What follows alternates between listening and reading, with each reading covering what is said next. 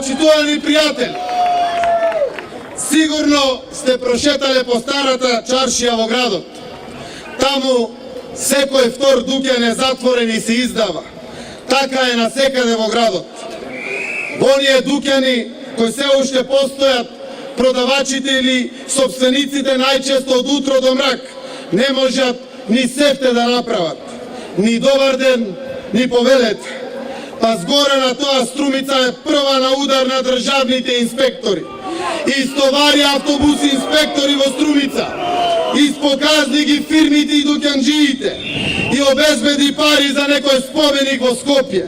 Пак дојди, собери го арачот и еве ти за 3 жални врби во главниот град на жална Македонија. И се така поред. Па и баба ми Милица да стане од гробот може да биде премиер на таков начин. Ама таа сигурно тоа не би го направила, од и таа имаше и срце и душа. Од парите од тој арач барем да оставеа нешто во Струмица, барем да изградија нешто во Струмица.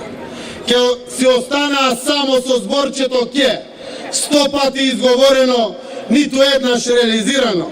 Ова ќе направиме, она ќе направиме, театар ќе направиме. Ништо, апсолутно ништо. Македонија во голем театар ја претворија, а од Скопје направија циркус. Светот им се смее, а Македонија плаче. Господинот Маријан Даскаловски пред малку рече дека Струмица е шампион по многу работи. И навистина е така. Но заборави да каже дека по заслуга на владата на Груевски и Македонија е шампион во многу работи.